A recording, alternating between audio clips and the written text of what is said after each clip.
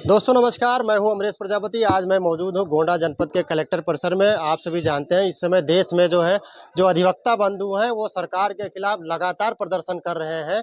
तो मेरी मौजूदगी इस कलेक्टर परिषद में यहाँ कुछ सम्मानित और वरिष्ठ अधिवक्तागण हैं, हम इनसे जानने का प्रयास करेंगे कि आखिर सरकार जो है ये क्या कानून लेकर के आई है और इनकी क्या मांगे हैं और ये प्रदर्शन क्यों कर रहे हैं।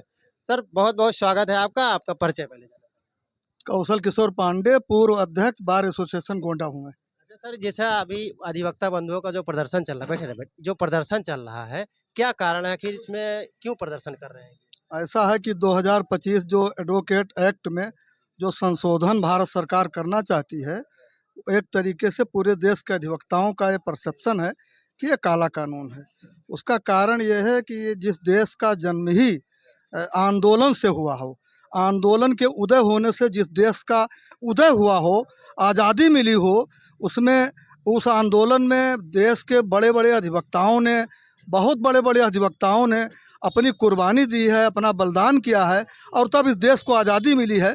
उसी देश में प्रजातंत्र के विकास जब हो रहा है, सबको राइट मिल रहा है, उस समय में अगर एडवोकेट एक्ट में ऐसा संशोधन जिसके तहत समस्त भारत के अधिवक्ताओं को मतलब हड़ताल पर जाने के संवैधानिक राइट को ही किल करने की योजना है, वो बहुत ही आत्मघाती है। इससे भारत का लोकतंत्र कमज़ोर होगा। जिस देश में अधिवक्ताओं को कमज़ोर करने का प्रयास किया जाएगा, उस देश का लोकतंत्र कमज़ोर होगा। ये ऐसा हमारा मानना है। जैसा अभी आपने कहा, प्रधानमंत्री जी ये वादा करते हैं, कहते हैं बार-बार कहते हैं अपने कई बार अभिभाषण में उन्होंने कहा कि जो भारतीय जनता पार्टी की सरकार है वो अधिवक्ताओं के लिए बहुत अच्छा कार्य कर रही है। तो आखिर क्या कारण है जब सरकार ये कानून लेकर के आए तो अधिवक्ता क्यों उनसे नाराज़गी दिखा रहे हैं? नहीं, वो लाज़मी है। मैंने पहले ही आपको बताया कि आंदोलन पूरे विश्व में तमाम देश आंदोलन से ही अस्तित्व में आए हैं। तो ऐसे देश में और अधिवक्ता ऐसा एक पढ़ा लिखा समाज, पाकिस्तान में आप देखिए वहाँ की डेमोक्रेसी के लिए पूरे पाकिस्तान का अधिवक्ता खड़ा हुआ और उसने वहाँ पर जो है आंदोलन कर करके और वहाँ के लोकतंत्र को जो है मजबूत किया। उस ऐसे देश में अधिवक्ताओं के संवैधानिक राइट को किल करना, उनके संवैधानिक राइट की हत्या करना, यह कहाँ का न्याय है बताइए। इस तरीके से मोदी जो कह रहे हैं उसके प्रतिकूल वो पूरी तरीके से उनका आचरण है और धीरे धीरे जैसा कि उनके ऊपर अपोजिशन के लोग आरोप भी लगा रहे हैं, तमाम संवैधानिक संस्थाओं को वो कमज़ोर करने का प्रयास कर रहे हैं और इसी कड़े में भारत के तमाम अधिवक्ताओं के अधिकार को वो हनन करने का प्रयास कर रहे हैं, जिसका अधिवक्ता पुरजोर रूप से विरोध करेगा। और जब तक इस एडवोकेट एक्ट के संशोधन के बारे में कोई अथेंटिक अथॉरिटी, वो चाहे कानून मंत्री हो, चाहे भारत सरकार का कोई बड़ा नेता हो, जब तक इसको स्थगित करने का घोषणा एक प्रेस कॉन्फ्रेंस के जरिए नहीं करेगा, तब तक भारत का अधिवक्ता मानने वाला नहीं है। हम आर पार की लड़ाई लड़ने के लिए तैयार हैं।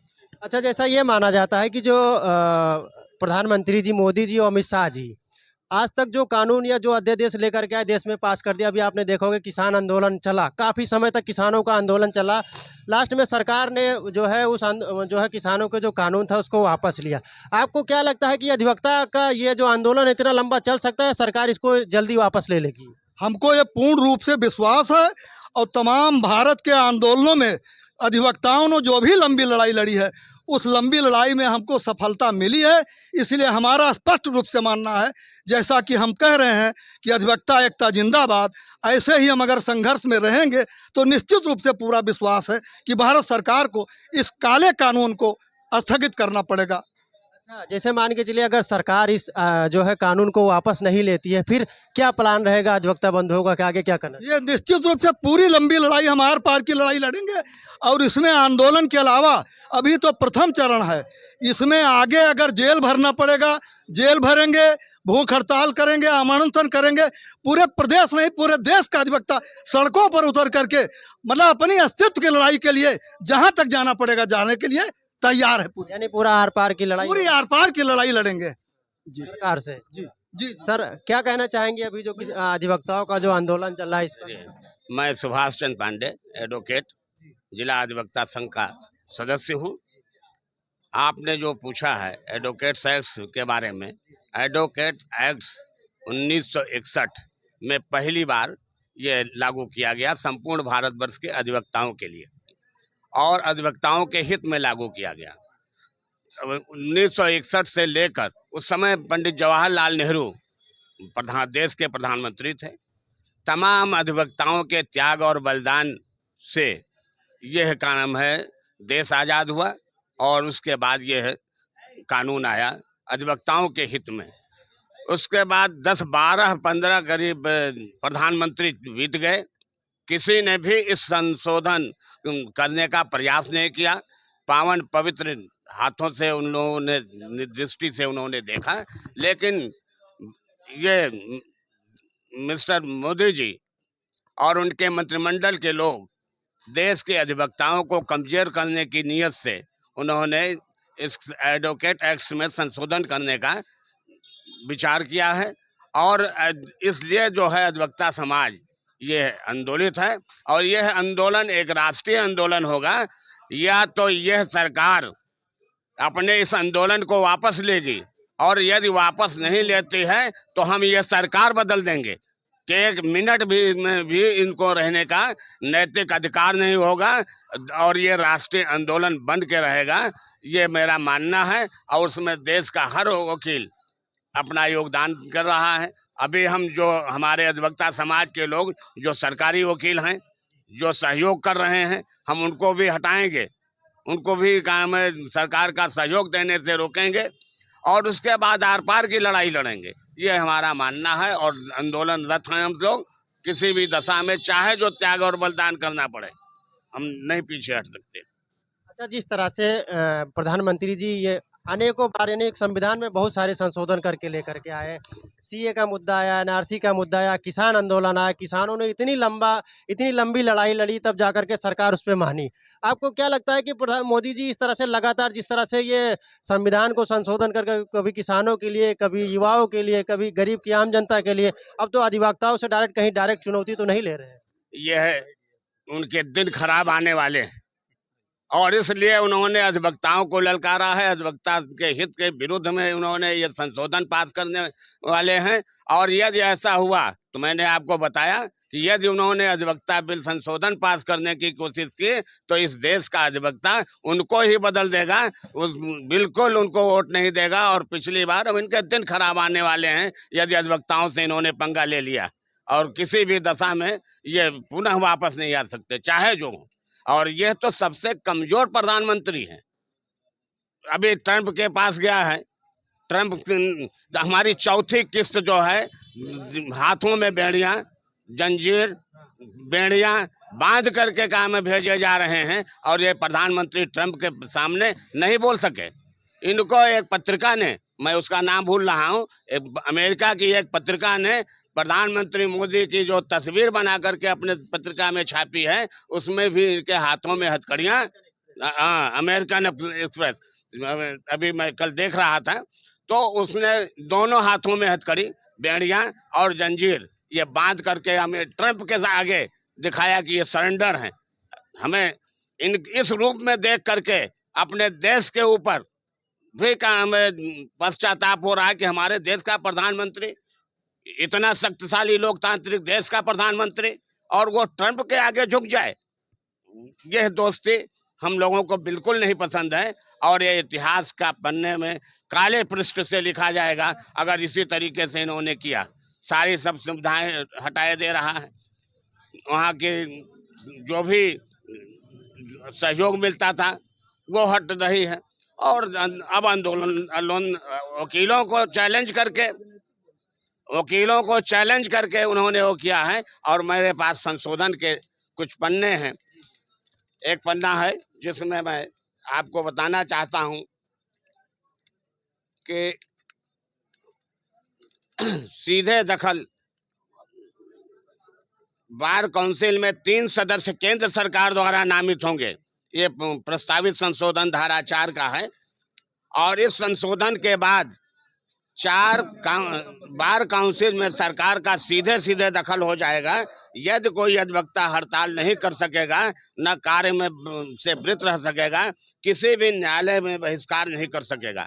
यह संशोधन आ रहा है। इसके साथ ही साथ यदि वो ऐसा करता है तो उसे राज्य की एडवोकेट रोल से के लिस्ट से हटा दिया जाएगा। यह प्रस्तावित संशोधन धारा 26A में किया जा रहा है। इसी के साथ अधिवक्ता के व्यवहार को जांच करने के लिए एक कमेटी बनाई जाएगी और कमेटी का अध्यक्ष सुप्रीम कोर्ट के अलावा हाई कोर्ट के पूर्व जज और उनके द्वारा नामित व्यक्ति होगा। कमेटी के 2 सदस्य किसी भी हाई कोर्ट के पूर्व जज व 1 सदस्य वरिष्ठ अधिवक्ता तथा 1 सदस्य बार काउंसिल का होगा। और ऐसा इन्होंने दिया है कि अपराध में यदि किसी अधिवक्ता को किसी अपराध में 3 साल और उससे ज्यादा की सजा हो जाती है तब उसे राज्य सरकार एडवोकेट रोल से हटा दिया जाएगा।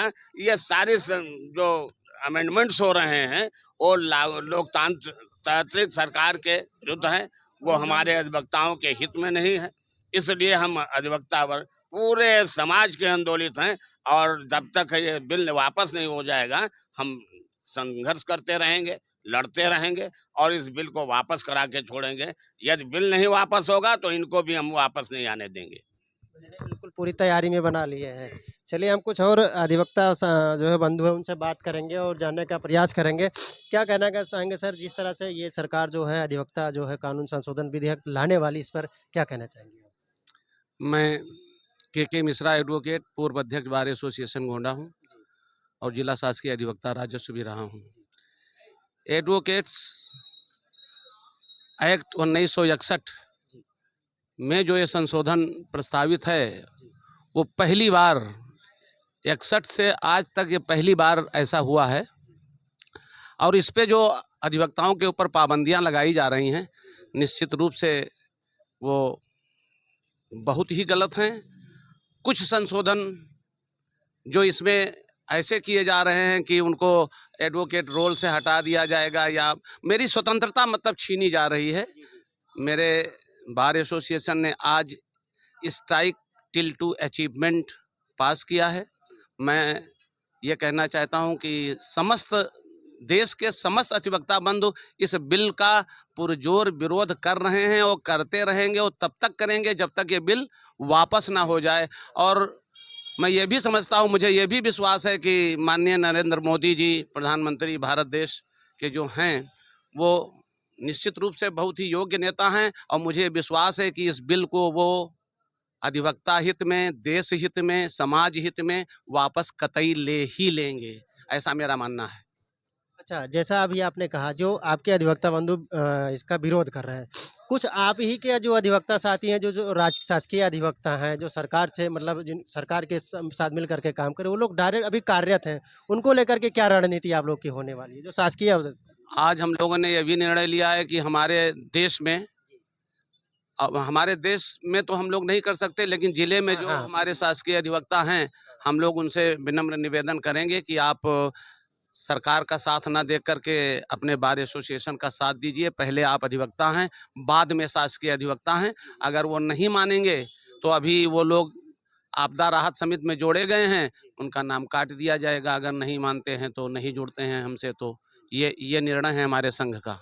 यानी पूरी आर पार की लड़ाई बना निश्चित रूप से जो पास हुआ है स्ट्राइक टिल टू अचीवमेंट, जब तक बिल वापस नहीं होगा तब तक का ये संघर्ष चलता ही रहेगा।